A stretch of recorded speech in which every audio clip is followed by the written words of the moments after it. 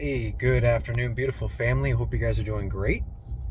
I wanted to record a quick video to send to everyone, but most specifically, a lot of new believers and even non-believers, right? Satan has such a stronghold on this world to a point where we just get so caught up in our individual lives and our families' lives that either A, we're blind to the way that Satan uses the things in the world to destroy us, to attack us, to divide us, but to bring confusion and death. And when I say death too, I don't mean just a physical death, but a death to the Holy Spirit, the death to allowing Christ to operate in our lives. And if I'm not looking, it's because I'm driving. I want to be safe, guys, but I'm very pressed to share this word. We have a tendency to make the word very complex at times, to make the walk with Christ very complex. And this is for myself as well. I'm not just speaking because I have a message for everyone, but this is a reminder for myself too, and for my family, that we have to continue to solidify and touch up the foundation of our walk. Because as we continue to pour more and more things upon the foundation, that weight of all the things of the world without the strength of Christ cracks the foundation, right? So what do I mean? The simplicity of walking with Christ. Back to basics. Believing in our heart, confessing with our mouth that Jesus is Lord. Giving all of our heart to Him, not a piece of it, not half of it, but all of our heart. Trusting Him in our lives, no matter what happens each day. And it's common for everyone to go through seasons where we're quick to blame the Lord on things that are happening in our lives, and we're also quick to blame Satan for the things which take place in our lives and the evil which dwells upon our lives. And that's not always necessarily the case. There's many things that we need to walk through in order to grow through the trials, to grow in our walk, to grow closer to Christ. Remember the story of Shadrach, Meshach, and Abednego in the book of Daniel. 3 of Daniel's friends, that were captured with him. Moving on later in I believe chapter 3 or 4. Forgive me.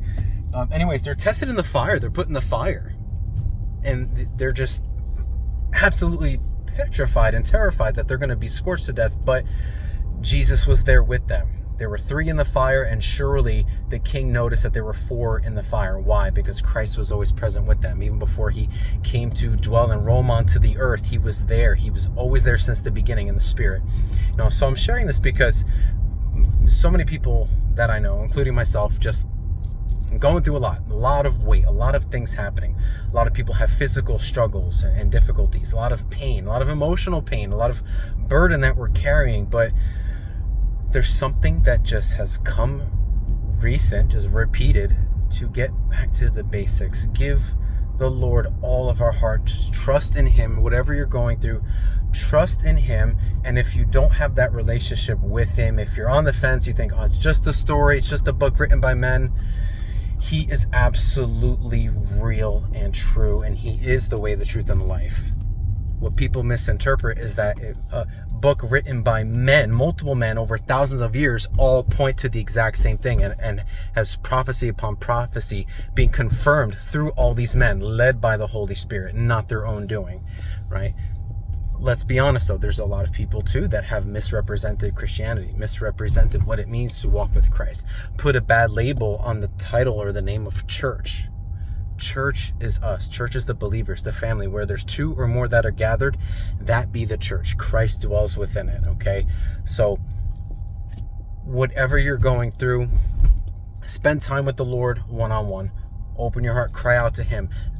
Pray to Him, fast, ask for blessing, pray for it, pray for breakthrough, pray for whatever's on your heart. That's the whole thing at the relationship that you probably hear many people talk about, is the personal relationship. What is a personal relationship? It's your heart speaking to the Lord, speaking to your Father as you would to someone that you love on this earth, but more deep and more intimate. Because I'm telling you guys, He has a love for us that is far beyond what we can comprehend, and far beyond what we can receive from anyone in this world, in this life. Okay, so much love. Pray for the absolute best for all of you, whoever sees this. Remain strong in this crazy time we're in, but Pray to have the eyes to see what Jesus speaks in the Word. Pray to see it and digest it, receive it, so it can be a blessing to you in your life. Because someone that doesn't trust the Lord and is trying to live in the flesh according to their own doing, they could read the Bible, read the Bible 5 times from front to back and miss the entire thing. It takes decades to get in the Word, dissect it, and process all the things that have been fulfilled and are continue to be fulfilled. So God bless you. Have a beautiful rest of your day, beautiful weekend. Then we'll talk soon.